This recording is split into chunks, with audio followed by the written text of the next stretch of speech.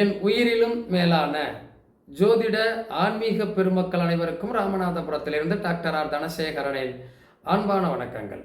உலகெங்கும் இருந்து இந்த வல்லிடி ஜோதிடம் யூடியூப்பை பார்த்து கொண்டிருக்கக்கூடிய என் இனிய தமிழ் நெஞ்சங்களே, உங்கள் அனைவருடைய இல்லங்களிலும் மகிழ்ச்சியும் சந்தோஷமும் பெருகட்டும், அன்பும் ஆனந்தமும் நிலைத்திருக்கட்டும். இந்த அற்புதமான தருணத்தில் உங்களோடு பயணிப்பதில் பெருமகிழ்ச்சி அடைகின்றேன். பொதுவாகவே மேசம், சிம்மம், தனுசு மூன்றையுமே நாம் என்ன சொல்கிறோம்? நெருப்பு ராசிகள். நெருப்புடா, நெருங்குடா, நெருப்புடா. அப்போ இந்த நெருப்புக்கு அவ்வளோ ஒரு பயம். இந்த நெருப்பு ராசிகளில் பிறந்தவுடைய தன்மை என்ன சார்? பொதுவாகவே சொல்லுவாங்க, காலத்துக்கு காலபுருஷனுக்கு நம்பர் 1 செவ்வாயோட வீடு. முதல்ல அதுதான். குலதெய்வம் பூர்வபுணின்னு சொல்லக்கூடியது சூரியனுடைய வீடு. நம்ம எல்லாரும் சொல்கிறோம் பித்ருக்கள், முன்னோர்கள். நம்ம சொல்லுவாங்க சார் அழகா, நீ பண்ணக்கூடிய திதி தர்ப்பணம் உன்னுடைய முன்னோர்களை போய் சேரணும்னா கடற்கரையில் போய் குளிச்சுட்டு திதி தர்ப்பணம் பண்ணிட்டு சூரிய பகவானை பார்த்து வேண்டிக்க. அவர்தான் உன்னுடைய முன்னோர்கள். அவன்தான் சிவனுடைய அம்சம். காலையில் அனைவரையும் எழுப்புவது அவர்தான். அப்போது அப்படிப்பட்ட சூரிய பகவானுடைய அம்சத்தோடு தான் நம்ம எல்லாத்தையுமே செய்கிறோம். அப்போ நம்முடைய குலதெய்வம், பூர்வ புண்ணியம் எல்லாத்தையும் சொல்கிறது சூரிய பகவான் தாங்க. நம்ம ராசிக்கு லக்கணத்துக்கு அதுதான். மேச ராசியில் பிறந்தவங்க பார்த்தீங்கன்னா எப்போதுமே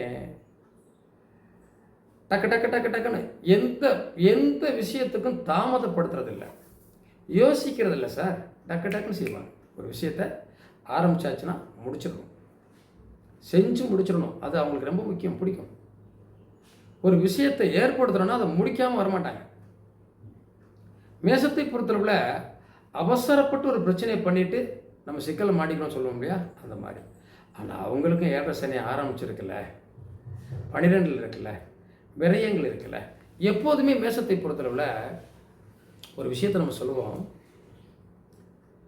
5ஆம் இடத்து அதிபதியும் லக்னாதிபதியும் ஒன்றிணைந்திருந்தால் சூப்பராக இருக்கும், வாழ்க்கை இனிமையாக இருக்கும்னு சொல்லுவோம். அங்கே ஒரு இடத்துல சொல்லுவாங்க, சூரியனும் செவ்வாயும் இணைந்திருந்தால் அங்கே தார தோஷத்தை ஏற்படுத்துகிறது, கணவன் மனைவிக்குள்ள பிரச்சனையை கொண்டு வருது. இதுவெல்லாம் தேவைதானா? அப்போ பெண்களுடைய ஜாதகத்தில் சூரியன் செவ்வாய் இணைந்திருந்தால் தாரதோஷத்தை கொடுக்கிறது, மாங்கல்ய பலத்தை குறைக்கிறது. இப்படியெல்லாம் பல விஷயங்களை நம் முன்னோர்கள் நமக்கு சொல்லி கொடுத்திருக்கிறார். அப்போ இது உண்மையா அப்படின்னா சில ராசிகளுக்கு அது உண்மையாக இருக்கலாம். நீங்கள் எப்படின்னா துலாமுக்கு அப்படி இருக்கும்.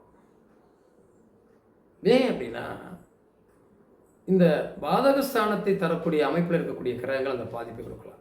மற்ற எல்லா ராசிக்குமே அப்படி இருக்க சொல்ல முடியாது. சேர்க்கையை பொறுத்திருக்கிறது, அந்த கிரகத்திற்கு வாங்கிய சாரங்களை பொறுத்திருக்கிறது, அவர்கள் அமர்ந்திருக்கக்கூடிய இடத்தினுடைய அதிபதியை பொறுத்திருக்கிறது. பல வகையில் அது பிரிக்க வேண்டியிருக்கு. மேசத்தை பொறுத்தளவில் குடும்ப வாழ்க்கையில் ரொம்ப தெளிவாக இருக்கணும் சார். தன் மனைவி, தன் குழந்தைகள் மீது அதிக பற்றும் பாசம் கொண்டவர்கள், அது நம்ம மறக்க முடியாது. ஆனால் பிரச்சனை என்று வந்துவிட்டால் அது குழந்தைகளாக இருந்தாலும் சரி, மனைவியாக இருந்தாலும் சரி, கணவனாக இருந்தாலும் சரி, தூக்கி போட்டு போயிடுவாங்க. போய ஒரு வேலையை பார்த்துட்டு போ, நான் பார்த்துக்கிறேன். எவ்வளவு ஒரு அசாதாரணமான போக்கு. அதை நிறுத்திட்டாலே அவங்க ஜெயிச்சுவாங்க.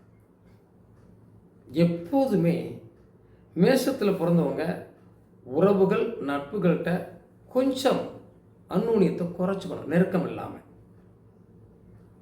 பேச்சையும் தான் வேலை செய்யக்கூடிய இடம், தொழில் செய்யக்கூடிய இடத்துல இருக்கக்கூடிய பிரச்சனையை கொண்டு வீட்டில் கிடக்கூடாது. அது நிறைய மேசராசியில் உள்ளவங்க செய்வாங்க. அதனால தான் அந்த பிரச்சனை வருது. மேசராசி மேட்ச லக்கணம்னா அதை மாற்றிக்கிட்டாங்கன்னா சிறப்பு. இதனுடைய சின்னமே பார்த்தீங்கன்னா வெள்ளாட்டு சார். அவசரப்பட்டு மாடிப்பள்ளோடு ஏறி போய் மேலே போய் உட்காந்துரும், திருப்பி இறங்கும்போது பயந்துட்டு கத்தும், மரத்தில் ஏறிடும், மறுபடியும் கத்தும், திடீர்னு மழை வந்தால் கத்தும். அப்படின்னா என்ன? அவசரத்தால் எதை செய்கிறோம் என்ற தடுமாட்டம் ஏற்படுகிறது. அதை மட்டும் சரி பண்ணிக்கிட்டிங்கன்னா உங்கள் வாழ்க்கையில் தோல்விகளே இருக்காது சார். பெரிய சனி ஓடுதே, பயப்பட வேண்டிய அவசியம் இல்லை. உங்கள் ஜாதகத்தில் குரு பார்வையில் சனி இருக்கிறாரா? பயப்படாதீங்க, சிறப்பாக இருக்கும்.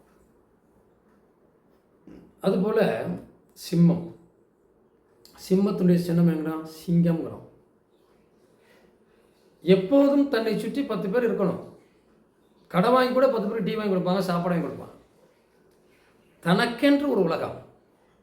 தன்னை புகழ்ந்து பேசுவதற்கு ஆள் வேணும், குறைச்சி பேசுறதுக்கு இல்லை, புகழ்ந்து பேசுறதுக்கு. தன்னை குறைத்து பேசக்கூடிய இடத்துல அவங்க இருக்கவே மாட்டாங்க. தன்னை தாழ்த்தி பேசுகிறவங்கள அவங்களுக்கு பிடிக்காது. ஆனால் அவர்களை உயர்த்தி அவர்களை புகழ்ந்து பேசினால் அவர்களிடம் நிறைய காரியம் சாதிக்கலாம். உன்னை போல் ஆள் உண்டா ராஜா, நீங்கள் தான் மகாராஜா, இந்த ஊருக்கு இதெல்லாம் செய்யணும் அதெல்லாம் செய்யணும்னா ரொம்ப தெளிவாக செய்வாங்க. அப்போ அதை பிடிக்கலை அப்படின்னா தானே பிரச்சனை. வாழ்க்கையில் நிறைய இடங்களில் நிறைய பேரை சந்திக்க வேண்டியிருக்கு. அது பொருளாதாரமாக இருந்தாலும் சரி, செயல்பாடுகளாக இருந்தாலும் சரி. இங்கே எப்போதுமே மேசம் அவங்களுடைய பூர்வ புண்ணியம், அவங்க தாத்தா பாட்டன் காலம் அரசு வேலை, அரசு உத்தியோகம், அதிகாரமான பதவியில் இருந்தவங்களாக இருப்பாங்க. அரசியலில், அரசு துறையில் ஒரு பெரிய உயர்ந்த இடத்துல இருப்பாங்க. அப்போ சிம்மத்தில் பிறந்தவங்க அதைத்தானே செய்வாங்க. அரசியல், அரசு துறை, அதிகாரமான பதவி, தனக்கான மதிப்பு, மரியாதை, கௌரவம், அந்தஸ்து எங்கே இருக்கிறதோ அங்கே அவங்க இருப்பாங்க. தனக்கான மரியாதை இல்லைன்னா அந்த இடத்துக்கு போகிறத அவங்க தவிர்த்துவாங்க. எனக்கு தேவையில்லை போராட்டு போயிடுவாங்க. தன்னை நம்பி வந்தவர்களை காப்பாற்றும் குணம் கொண்டவர்கள், தன் மீது எதிரியாக இருப்பவர்களை எப்போது வேண்டுமானாலும் தூக்கி எறிவதற்கு தயங்க மாட்டாங்க. ஆனால் ரொம்ப நல்லவங்க, கோபக்காரவங்க தான் நல்லவங்க. ஒரு விஷயத்தை உருவாக்குறவங்க, மற்றவர்கள் வாழ்க்கையை உருவாக்கி கொடுக்கக்கூடியவங்க. ஆனால் இவங்க குடும்பத்தில், இவங்க பொருளாதாரத்தில், இவங்க தொழிலில் ஏகப்பட்ட பிரச்சனை இருக்குது சார். அதை சரி பண்ணுவதற்கான முயற்சி அவங்களால இருக்க முடியல சார். இவ்வளோ பேருக்கு பஞ்சாயத்து பேசுகிறாங்க, இவ்வளோ பேருக்கு ஒரு பிரச்சனை இருக்கிறாங்க, இவ்வளவு சங்கடங்களை உருவாக்குறாங்க, அந்த உற்பத்தியெல்லாம் தடை பண்ணுறாங்க, அல்லது ஒருத்தர் உருவாக்கி விடுறாங்க. ஆனால் இவங்களுக்கான விஷயத்தை ஏன் சரியாக செய்ய முடியல? தனக்கு இன்னொருத்தருடைய அறிவுரை பிடிக்காது, தன்னை பற்றி இன்னொருத்தர் தாழ்வாக பேசுவது பிடிக்காது, தான் போய் இன்னொருத்தர்கிட்ட போய் எனக்கு உதவி வேணும் கேட்கறது பிடிக்காது,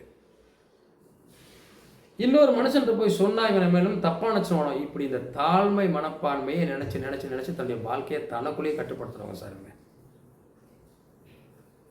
தனுசு என்ன சார் ஆச்சு? இது 3 நெருப்பு ராசி தான், அதை நீங்கள் பார்த்துக்கணும். இந்த நெருப்பில் எவ்வளவு வித்தியாசங்கள் இருக்கு.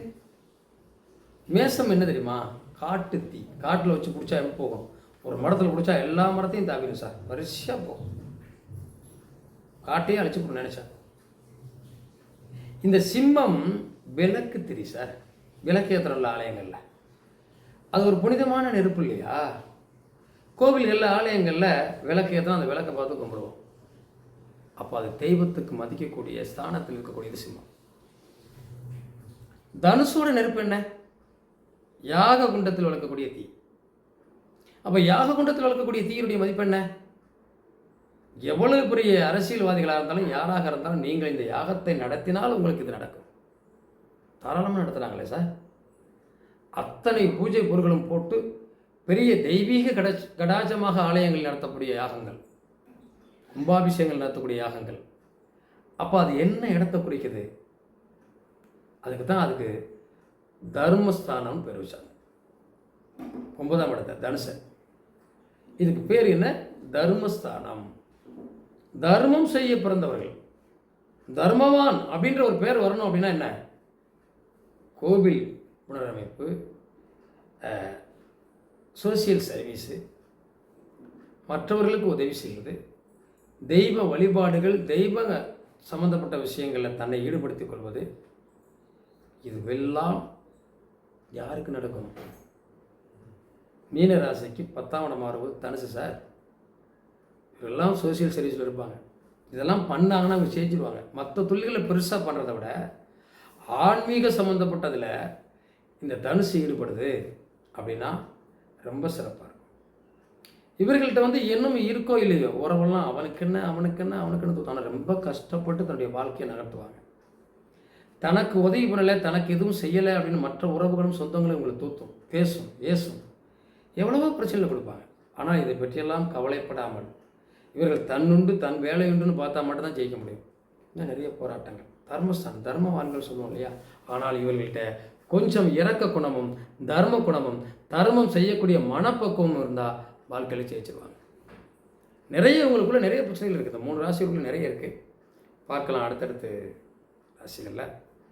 ஜாதகம் பார்க்கணும் விரும்பக்கூடியவங்க கண்டிப்பாக இந்த ஸ்க்ரீனில் வர நம்பரில் தொடர்பு கொண்டு ஜாதகம் பார்க்கலாம். சப்ஸ்கிரைப் பண்ணாதவங்க கண்டிப்பாக பண்ணிடுங்க. வீடியோவை எல்லாருக்கும் ஷேர் பண்ணுங்கள். நன்றி. வாழ்க வளமுடன். வாழ்த்துக்கள். மீண்டும் ஒரு வீடியோவில் சந்திப்போம்.